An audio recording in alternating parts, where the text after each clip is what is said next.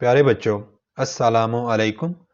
आज हम 10th class की केमिस्ट्री की टेक्स्ट बुक में यूनिट नंबर 9, जो कि 10th क्लास में आप यूनिट नंबर 1 के तौर पे पढ़ते हैं, chemical equilibrium.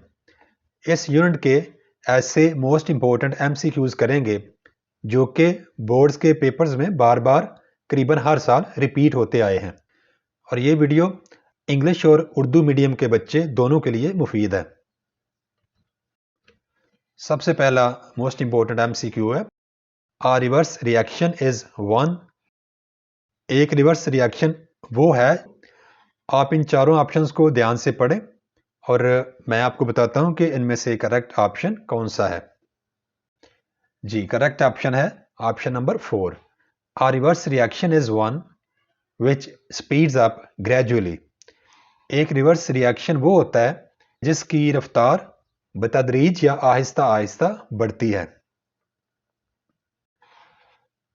For a reaction between PCl3 यानी phosphorus trichloride and chlorine to form PCl5 यानी phosphorus pentachloride, the units of Kc मतलब इक्विलिब्रियम कांस्टेंट, आर PCl3 और क्लोरीन के दरमियान रिएक्शन होकर जब फास्फोरस पेंटाक्लोराइड बनता है तो इक्विलिब्रियम कांस्टेंट की यूनिट्स क्या होती हैं?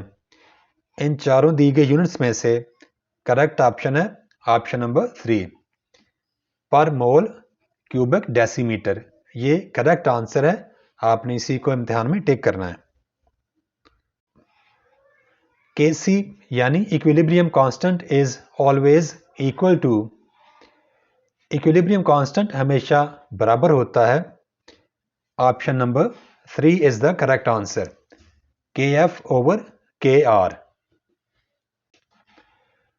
The colour of iodine is, iodine का कलर होता है ब्लैक, येलो, पर्पल या ग्रीन। तो आइए देखते हैं कि करेक्ट ऑप्शन कौन सा है। Option number 3, purple. आयोडीन का कलर या रंग पर्पल होता है। यूनिट्स ऑफ Kc यानी equilibrium constant in equation hydrogen plus iodine reversible reaction hydrogen iodide.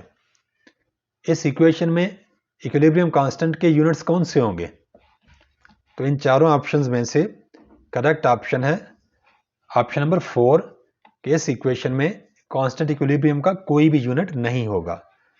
तो नो यूनिट वाला ऑप्शन आपने टिक करना है। In the lime kill the reaction CaCO3 solid state में, यानी कैल्शियम कार्बोनेट जो ठोस हालत में होता है, और जो कैल्शियम ऑक्साइड सॉलिड और कार्बन डाइऑक्साइड गैस की हालत में कन्वर्ट होता है, गोज टू कंप्लीशन। ये रिएक्शन मुकम्मल होता है क्योंकि चूने की भट्टी में, और ये रिएक्शन मुकम्मल होने की वजह क्या है? इन दिए गए चार ऑप्शंस में से करेक्ट ऑप्शन है option number 3, carbon dioxide escapes continuously. Carbon dioxide का मुसलसल इखराज होने की वजह से ये रिएक्शन मुकम्मल होता है। Option number 3। When the magnitude of equilibrium constant is very small, it indicates, जब इक्विलिब्रियम कांस्टेंट की वैल्यू बहुत कम होती है तो ये क्या चीज़ ज़ाहिर करती है? दिए गए चार मुमकिन जवाबात में से ऑप्शन नंबर 4 करेक्ट है।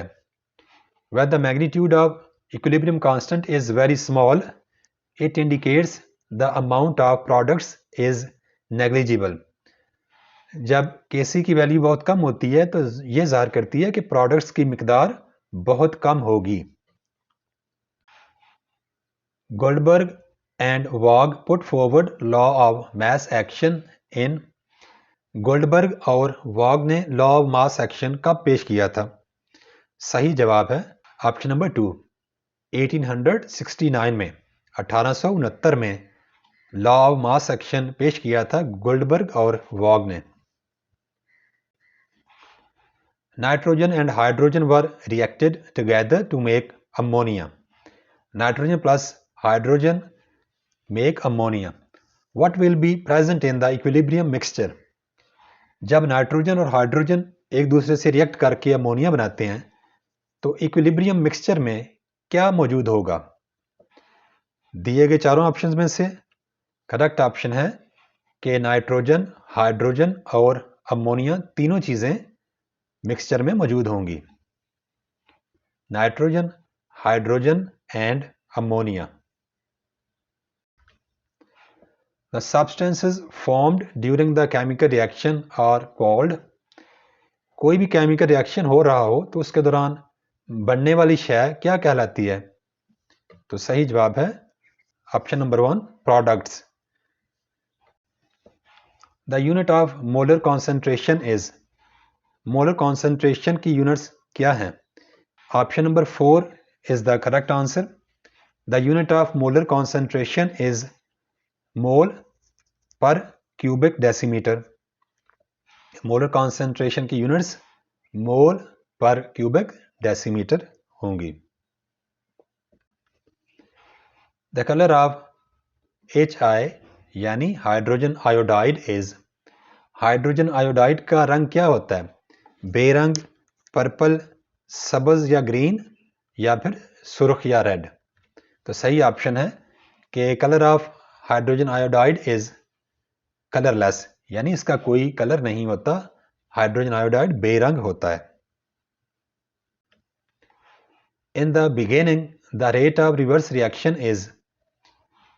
शुरू में रिवर्स रिएक्शन की रफ्तार या रेट क्या होता है?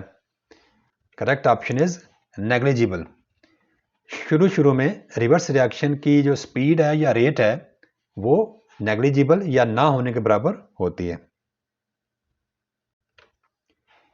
When the magnitude of equilibrium constant is very large, it indicates।